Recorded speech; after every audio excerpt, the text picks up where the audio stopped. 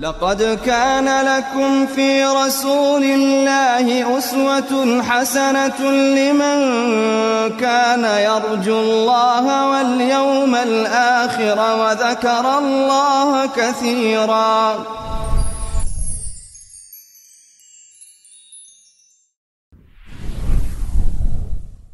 بسم الله الرحمن الرحيم. الحمد لله والصلاة والسلام على رسول الله. اللهم افتح لنا أبواب رحمتك وألحقنا بالصالحين. خۆشەویستان لە بەرنامەیەکی نوێ بەرنامەی پێشەنگبوون. لە بەرنامەی پێشوو باسی دەردەکان یان نەخۆشیەکانی پێشەنگبوونمان کرد کە باسی دوو نەخۆشیمان کرد. گوتمان باسی 11 نەخۆشی دەکەین، ئەویش بریتی بوون. یەکەمیان باسمان کرد کە بریتە لە پیرۆزکردن، دومیان باسی غوڕورمان کرد. ئەگەر بێت و جیاوازەیەک لە ناو پیرۆزکردن و هەروە غوڕور، زاوێ پیرۆزکردن لە لایەن زەماوەرە، کەسەکە ئاگای لێنێ، بەڵام غوڕورەکە لە لای خودی کەسەکەیە کە وا دەزانی کەچی لە بۆ دروست بووە کە سیفەتێک لە سیفەتەکانی هەیە. بۆیە کاتێک ئێمە دەگەڕێین تەمەشا دەکەین بەرهەمی غوڕور ئایا ئەو غوڕوڕەی بەرهەمی چییە؟ یەکەمیان کە کاتێک کەسی خۆی بە تەکەببوڕ و کە خۆی بە جۆرێک لە جۆرەکان واز دەکەن جیاوازە لەگەڵ خەڵکەکانی تر خۆ چانەکردن، چونکە هەڵسەنگکە و باز دەکەین یعنی خۆ چانەکردن یعنی کەسەکە بە هیچ شێوەیەک ناهیوە خۆی چاک بکە. ئینجا کە کاتی خۆی چاناکە کەواتە قبوڵیش ناکە کەس چای بکە، کەواتە بە هیچ شێوەیەک ئامۆژگاری وەرناگرێت ئەو جۆرە کەسانی کە غوڕوریان هەیە. خاستڵێن ئەگەر بێت و کەسەکە زەماوەرێکی زۆری هەبوو، پێشەنگێکی زۆری هەبوو، کۆمەڵە خەڵکێک بەدەوری هەبوو، خەڵک جێی بۆ دەگرت، ئەمە بەڕاستی ئەگەر بێت و سیفەتی کبری هەبی، ئەو کبرەوی زۆر بەرزتر و زۆر خەتەرترە. بۆیە مزارێ کە کاتێک باسی لە شەیطان دەکەین کە غوڕوری شەیطان غوڕورێک وە کە خۆی ئەنە خەیڕ منه، کە کاتێک باسی دەکە ئەنە خەیڕ منه. بۆیە کاتێک باسی شەیطان دەکە غوڕورەکەی شەیطان لەوەیە کە خۆی زۆر بە چاکتر دەزانی لە چێ لە ئادەم عەلەیهی سەلام. بۆیە کە خۆی قناعەتی ناوە و وای قناعەت بە خۆی هێنابوو کە بە هیچ شێوەیەک چییە کڕۆژ لە بۆ شتێک نابە کە ئەو باشترە لەوی. ئەسڵ وایە دەبا ئینسان لە لای شێطان ئینسان کە ڕێز و تەکریمی جنی کردبان، چونکە دەرێ ئەنە خەیڕ منه خەلەقتەه من طین و خەلەقتەه من نار. بۆیە غوڕکردن کە کەسێک غوڕوری هەبوو کە بە هیچ شێوە خۆی چاک ناکە، هەروە قبوڵیش ناکە کەس چای بکە، بۆیە نە ڕەخنەی قبوڵە و نە هەڵسەنگانیش بۆ خۆی دەکات. ئەگەر بێت و کەسێک ڕەخنەی قبوڵ نەبوو، هەڵسەنگانیش بۆ خۆی نەکە، بە هیچ شێوەیەک چیە لەم دەردەیە چیە لەم دەردە ناتوانانی خۆ ڕزگار بکەم. هەروەها نەخوێندنەوەی بەرامبەر کە بە هەموو شێوێک ئەو کەسەی کە غوڕوری لە بۆ دروست دەبی کە پێشەنگێکەوە، بەڵام کە لە پێشەنگبوونیەکی چاک لادەدا کە سەرنجامی هۆکارەکەی چێ هۆکاری غوڕوربوونەکەیتی. زۆر جاربێ کەسێک هەبووە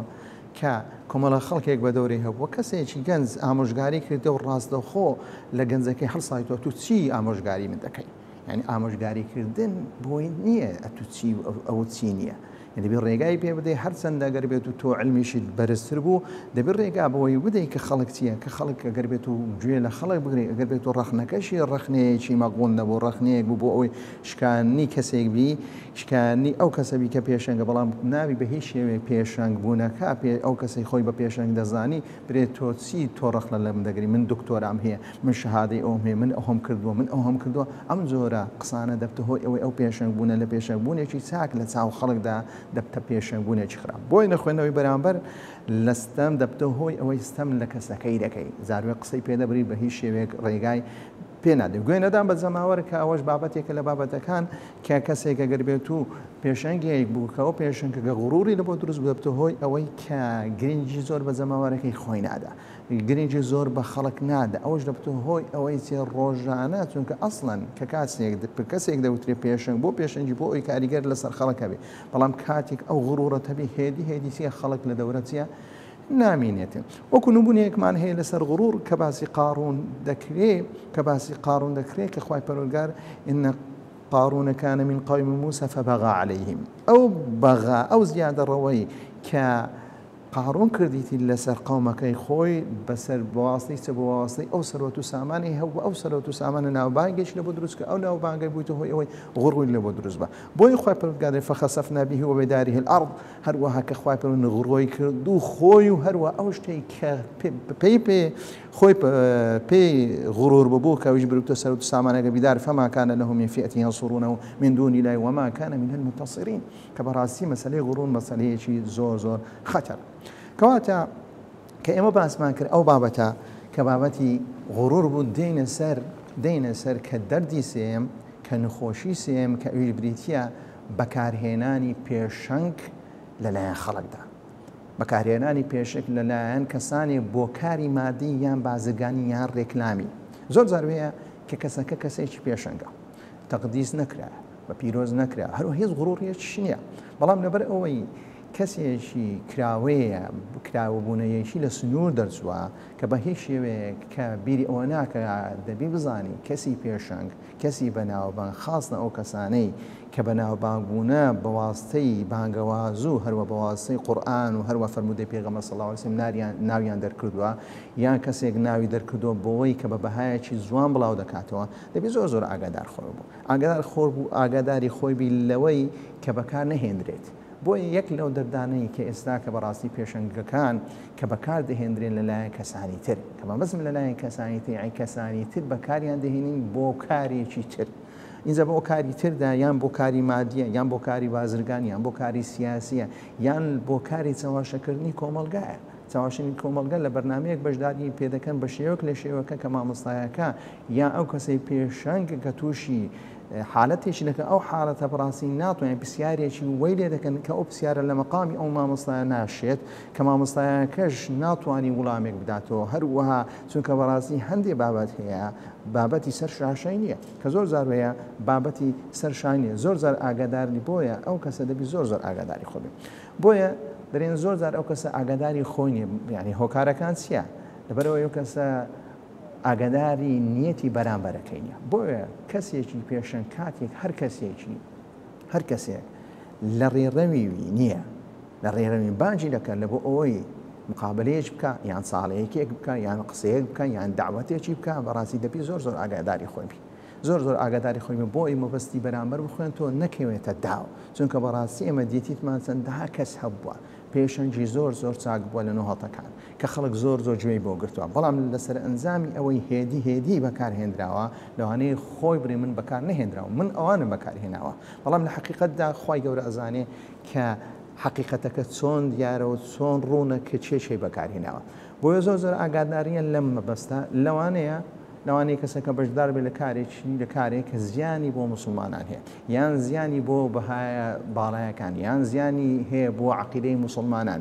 جا ئینجا یان زیانێکی لە ڕووی ئابووری زیانی هەیە بۆ مسلمانە یان ڕۆڕووی سیاسی کە بەشداری چاڵاکیەک دەکە یان بەشداری کارێک دەکە ئەوە بە هەموو شێوەیەکی یان بەشداری کارێکی کۆمەڵایەت دەکە یان کارێکی ڕۆشنبیری دەکە لەوانەیە لەو بابەتانە چییە ببتە هۆی ئەوەی کە لە ئابووری وڵاتدا یان لە سیاسی وڵاتدا یان کۆمەڵایەتی یان لە ڕۆشنبیری یان لە ڕەوشت و ئەخلاق یان ئاینی ئەو کەسەی بەشدار دەکەن لەو بوارەیە لە بۆ یان دەیان هەوی خودی ئەم کەسە بشێنن خودی ئەم کەسە بژێنن بۆ نمونەگەر بێت و بەشداریکردنی پێشەنگێکی گەورە پێشەنگێک کە لە بواری ئاینی کە پێشەنگبی کە خەڵک ئاعتیباری لە بۆ بکەن کە لە بەرنمەیەک لەم بەرنامانە لە کەنالێک لەو کەناڵانە کە بڵاوکردنەوەی کاری بەدڕەوشتی بەڕاستی کاتی بێەوە کەسە لەم تەلەڤزیۆنێ بەشداربی لەو کاتێ دەبیت زۆ ئەو پێشەنگە دەبتە هۆی لە کەدارکردنی ئەو پێشەنگە بۆ دەبی کەسێک بستە ئەو کەناڵانە کە پێشەنگ نەبی نابی جەماوەری ئەم جۆرە کەناڵانە زیاد بکەین بۆیە ئێمە کە یەک لەو کەسانی بەڕاستی کە زۆر لەو بوارەی سەرسام پێی کە دکتۆر عوسمان هەڵەبجەیی کە بە هیچ شێوەیەک لە بەرنمەیەک بەشدار ناکە تاکو مەبەستی ئەو کەسە نەزانی کە ئایا مەبەستی چییە دەبینی بۆیە تەنها دەبینی قسەکانی چییە کەم زۆرترین قسەی دەکە و هەروە کاریگەریەکی چاچیە بێ ئەوەی بەڕاستی کەسێک بتوانی دکتۆر عوسمان بەکاربێنێ کەسێک بتوانێت دکتۆر عوسمان بەکاربێنین بۆ جانیبێکی مادی یان جانیبێکی بازرگانی یان جانیبێکی ڕێکلامی بۆ دەبی ئەو کەسانی کە پێشەنگ زۆر ئاگاداری خۆیان بێت ئەگەر بێت و کەسی پێشەنگ ئاگاداری خۆی نەبوو لەوەی کە هەر کەسێک بانجی کرد و بەشداری بکات لەو کاتە بەڕاستی دەکەوتە داوی ئەوەی کە بەکار دەهێنرێت بۆ شتێک کە ئەو پێشەنگیەتی کە بۆ ئەوە نەبووە یەکەمیان زیان بە خەڵک دەنێ هۆکارێکە بۆ چاواشکردنی خەڵک و بە جەماوەر کاتێک تۆ دەچی لە بەرنمەیەک لە بەرنمەکان وە دیار دەکەوێت لە شوێنێک لە شوێنەکان بە دیار دەکەوی یان لەگەر بۆ نمونە کەسێک دێت تۆ داوت دەکات لەو شوێنە کەسێکی ستەمکاری لێە تۆش دەچی لە تەنیشتی دانیشتی خەڵک کاتێک دێ ڕسمت دەگرێت لەگەر ئەم کەسە کەواتە تۆ ئیقرار دەکەی کە ئەو کەسەت خۆش دەوێت بۆیە دەبی دەبتە هۆی چاواش لەوانێت تۆش لە دڵدا ئەو کەسەت خۆش نەوێت کاتێک ئەو وێنە دەژیرێ ئەو وێنە بڵاو دەبتەوە کەواتە خەڵک بە چاو دەبینی خەڵک وەکو باز دەکەین کە چاو مقدمترە لە لای خەڵک لە زۆر شت بۆیە دەبی زۆر ئاگاداری ئەو بابەتەی کەسێکی پێشنگ کە حالس و کەوتەکانی نەبتەوە هۆی ئەوەی زیان بەچ بگەینی زیان بە ئاین بگەینی سەرنجامی کە لێک نەدانەوەی کە بۆ دەستە ئەو شوێنیان بۆ ناچێت هەروە دەبێتە لە دەستدانی کەسەهاتی خۆی هەروەها کە بەڕاستی ئەوە زۆر زۆر خەتەرە لە بۆ کەسێکی پێشنگ ئەگەر بێت و بەکارهێنرا لەلایەن کۆمەڵە خەڵکێک کە کۆمەڵە خەڵکێک ئەنجە بۆ ڕێکلامێکی بازرگانی بیان سیاسی بیان مادیبی لەو کاتی هێدی ئەو کەسە کەسایەتەکەی خۆی لە دەست دەدا هەروە یەک لە شتانش کە بەکاردەهێنرێ بریتە لێدان لە پێشەنگەکان زۆر زارێ دەبینی کەسێکی زۆر زۆر ڕێک و پێکمان هەیە کەسێکی زۆر زۆر چاکمان هەیە ڕاکیانەکان دەچن مقابلەی لەگەر دەکەن ئەگەر بێت و مقابلەی لەگەر دەکەن ئەگەر بێت و ئەو کەسە مقابلەکە بزانانی لە بەرچیان ڕێگان پێنەدا ئەمە زۆر زۆر چاکە بزانیت تۆ لەگەر چێ مقابلە دەکەی هەروە بۆ چێ قسە دەکەی بۆیە کە دەبتە هۆی لێدان لە پێشەنگەکان مامۆستایەکی چاکمان هەیە کە بە هیچ شێوەیەک بە هیچ شێوەیە کە هیچ کەم و کۆڕیەکی نییە بەڵام کاتێک لە کەناڵی فلان و فلان بە دیارکەت و هەر لە هەندێک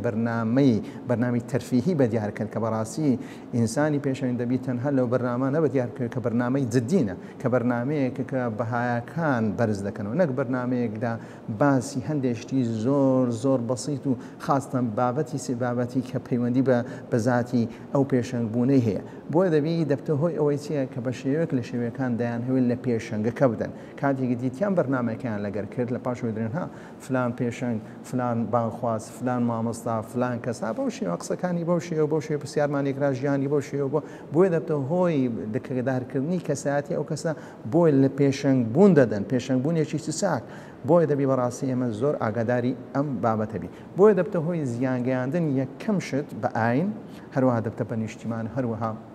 ئومەتی مسلمان لە واقعدا بەڕاستی ئەو بابەتە زۆرمان هەیە کە دەبینی چەندەها کەس لە پاش ئەوەی ناوبانجیان دەرکرد زۆر زاروێن ناوبانجیان بە ڕێکلامێکی کەسێک بووە کە هەواڵی خوێندی تۆ ناوبانگێکی دەرکردیان یان کەسێک بۆ لەسەر مینبەر بووە ناوبانگێکی دەرکردو لە پاش ئەوەی کە خەڵک کە بە پێشەنگیان زانی و پاش ئەوەی ئەو پێشەنگ بوونێ بەکارهێنا لەوەی بگاتە کورسیەک یان پۆستێک ببێتە شتێک لە شتەکان لە پاشەوەی کاتێک بوویتە کورسیەک یان پۆستێکی وەرگتووە ڕاستەخۆ چیری خۆی لێگۆڕاوە لە زۆرێک لە زۆرەکان کە بەکارهێنراوە بۆچی بۆ ئەو شتانی کە لە وەخت خۆی باسی کردووە بۆ ئەو شتانی کە لە وەخت خۆ بخۆی لەسەر مینبەر یان لەسەر ئەو پێگەی کە مامۆستایەکی زانکۆ بووە یان کاسێک بووە کە ناوبانگێکی هەبووە لە بواری سۆشیال میدیا کە بەکاری هێناوە لەو ڕێڕەوە لەو ڕێچکیان لادەوە کە ئەسڵن ئەو کەسە بۆ ئەوە خۆڵقا بوو بۆ ئەو هەموو هەوڵ و کۆشەکەی بۆ ئەم بوارە بوو بەڵام کاتێک هەندێ مەساڵیحی دنیاویان پێ پیشاندار ڕاستەخۆ کەسەکە ڕاستەخۆ بەکارهێنرا بۆ شتێکی تر دەینە سەر نەخۆشی چوارم کە بریتە نەبوونی پێیان کە ئەو کەسانی کە دەبنە پێشەنگ کە ئەو کەسانی دەبنە پێشەنگ کە پێشەنگێکی چاک باز دەکەین کە پێشەنگێکی کە گرنگ باز دەکەین کە ئەو پێشەنگەیە کە پەیامی هەیە دەبی پێشەنگ بوون یان کەسی بەناوبانگ پەیامی هەبێت پەیامی خۆی کە کاتێک پەیامی هەیە بە قوربان ئایا پەیام گرنگترە یان بەناوبانگ بوون چونکە ئەمە بەڕاستی کە ئەو نەخۆشی چوارەم باز دەکەین بریتە لەوەی کە پەیامی خۆی بە قوربانی ناوبانگی خۆی دەکات کە کەسەکە پێشەنگە ئەو پێشەنگبوونە ناوبانگی بۆ دروست دەکات لە پاشەوەی دەبێت احتیفاظ بۆ پێشەنگبوونی خۆی بکات زۆر زاربەیە چونکە ئەو کەسانی خاستن لە بواری بانخوازی و هەروە لە بواری ئاینی کار دەکەن ئەوانە ناوبانگێکیان بۆ دروست دەبی هەروە دەبنە پێشەنگیش لە پاشەوەی تووشی چەندەها ناخۆشیش دەبن هەروەها تووشی ئەوەش دەبن کە خەڵک چییە کە خەڵک دنیایان بۆ بکاتەوە بۆی دەبی ئەو کەسە زۆر ئاگاداری خۆبێ بە هیچ شێوەیەک نەخۆشی چوارەم بریتە لەسەر بە قوربانی نەکردنی نابی پەیامی خۆت کە کاتێک تۆ پێشەنگێکی چاکی نابی لە هیچ کاتێک لە کاتی ناخۆشی یاروە لە کاتی خۆشیشدا چونکە بەڕاستی ئەگەر بێت و تەماشا سیگرەی پێغەمبەر صلی الله علیه وسلم بکەین هۆد و وەزیان پێ پیشاندایە کە کاتێک داوا دەکات لە پاش ئەوەی دەرێنکا کە هەرچ دەوێت لە بۆ دەکەی بۆیە پێغەمبەر صلی الله علیه وسلم دفرمي لو وضع الشمس في يميني والقمر في يساري على أن أترك هذا الأمر ما تركته دەبینی پێغەمبەر صلی الله علیه وسلم هەموو خۆشی ژیانی پێ پیشان دەدەن و دەرێگەر بێت و کە ڕۆژ خۆرم لە دەستە ڕاستدا بنێ هەروە مانچم لە دەستە سەبدا بنێن کە یعنی هەموو شتێکم لۆ بکەن کە پێیان ناکرێ بەڵام یعنی ئەگەر بێت و ئەوەشم بۆ بکەن ئەوەشم بکەم بەڕاستی من واز لەم دینە ناینم پەیامی خۆم چیە پەیامی خۆم بەردەوام دەبم و قولوا لا إله إلا الله تفلحون هەروە کاتێکیش دەبینی پێغەمبەر صلی الله عليه وسلم کاتێک دەبین دەیان هەوێ بیکوژن و هەروەها لە پاش ئەوەی کە دەبین گەمارویەکی اقتصادی لەسەردا دەنێن کە چەند ساڵێک لە شیعابەکانی مەککە و لە سیاکانی مەککە کە عەسریان دەکەن بە هیچ شێوەیەک پێغەمبەر صلی الله عليه وسلم واز دەوێن هەروەها کاتێک هیجرەت دەکات بەڵکو خۆی دەبینی پێشەنبوونەکەی خۆی بە قوربانی ناوبانگەکەی خۆی بە قوربانی چ دەکات بە قوربانی پەیام دەکات بۆیە دەبی ئینسانی چاک کە بە کاتێک پێشەنگێکی چاکە دەبی خۆی ناوبانگی خۆی بە قوربانی چ بکە بە قوربانی پەیامی خۆی بکە بۆ ئێمە لە هەموو بەرنامەیەکدا کە باس دەکەین مەبەستمان بە کە کاتێک باس دەکەین باسی کەسێک دەکەین پێشەنبوونیشی چاک بۆستی پێشەنبوونی چاکی چیە ئەو کەسەیە کە پەیامی هەیە بەڵام زۆر جاروی ئەو پەیامە دەبتە هۆی چییە ئەو پەیامە کە هەیتت دژایەتیکردنی پەیامەکە دەکرێن دژایەتی خودی ئەو کەسە دەکرێن یان دەبی ئەو کەسە واز لە پەیامەکەی خۆی بینی ئینجا بەوەی کە کورد دەکوژرێن یان بەوەی سزن دەکرێن یان تەشهیر دەکرێن یان ئیفتراک لە ئیفترایەکانی پێ دەکرێت ئەو کەسە هیچ ڕێگایشی لە بەدەستنیە یا ئەو تێ دەبی ناوبانگەکەی خۆی واز لێبینی یا ئەو تێ دەبی پەیامی خۆی بدۆڕێنی لەوانەیە کەسێک بێ پەیامەکەی بدۆڕێنی ڕاستە لەوانەیە ناوبانگەکەی خۆی بۆ ماوەیەک لە ماوەیەکان ناوبانگی هەبێ بەڵام لە مروری زەمان بە شێوەیەکی استراتیژی و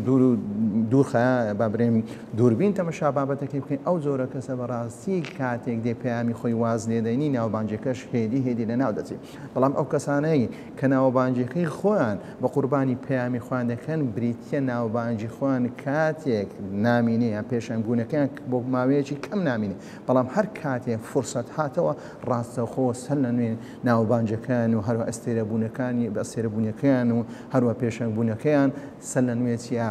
لە شێوەیەکی استراتیژی بە هیچ شێوەیەک لە ناوناچی بۆیە دەبی ئەو کەسەی کە پێشەنگە بەڕاستی بیر لەوەی بکاتەوە کە خەڵک لە دەوروبەریتی کە بە هیچ شێوەیەک پەیامەکەی خۆیسیە پەیامی خۆی بە قوربانی چنەکە پەیامی خۆی بە قوربانی ناوبانگی خۆی نەکە ئەگەر بێتون لە مێژوو تەمەشا بکەین ئەو جۆرە کەسانەی کە ناوبانگیین وەکو ئیمام ئەحمەد ڕەزا و ڕەحمەتی خوای لەسەر بێ کاتێک کە موعتەزیلەکان بە شێوەیەک لە شێوەیەکان دێن سزنی دەکەن و هەروەها لێ دەدەن و بە هەموو شێوەیە کە تەنها واز لە پەیامەکەی خۆی وینی کە برێ قورئان چیە کەلامی خوای پەروەردگارە بەڵام واز نەهینە وازنی تاکو ئێستاکەش پێی دەوترێن ناسرە سونە کە بۆ پێی دەوترێن ناسر ڕزە چەندە علەمای تریش هەبوو لە سەردەمی ژیان بەڵام تەنها ناوی ئیمام ئەحمەدیە ناوی ئیمام ئەحمەد باز دەکرێت لەوانەیە لەو کاتێک لێ دراوە سزن کراوە خەڵکێک لە خەڵکەکان هەناویشیان نەهێناوە خەڵکێک لە خەڵکەکان ناوی ئیمام ئەحمەدیان هەیە لە ترسان برێن کاکەم ناوی ئیمام ئەحمەد نێنی با ئێمەش نەگرن وەکو ئیمام ئەحمەد بەسەرمانێ بەڵام کاتێک کە ئیمام ئەحمەد لەسەر پەیامەکەی خۆی بەردەوام و لە پاش ئەوەی ماوەیەشتر ڕاستە خۆچیە سەر لە نوێتی کە بە ناوبانگەکەی ئێستا کاتە ئێستاکە بەردەوامە و ماوە بۆیە پێشەنگبوون بریتە لەوەی کە پەیامێکی دیاری هەبێ هەروە ئەو پەیامەشتە بە قوربانی ناوبانگی خۆی بە قوربانی هیچ شتێک نەکە ئەگەر بێت و بە قوربانی هەر شتێکی کرد ئەوە پێشەنگبوونەکە لە پێشەنگبوونێکی چاک دەبتە پێشەنگبوونێکی خراپ انشاءالله لە بەرنامەی داهاتوو باسی نەخۆشیەکانی تر دەکەین وصلى الله على محمد وعلى آله وصحبه أجمعين. لقد كان لكم في رسول الله أسوة حسنة لمن كان يرجو الله واليوم الآخر وذكر الله كثيرا.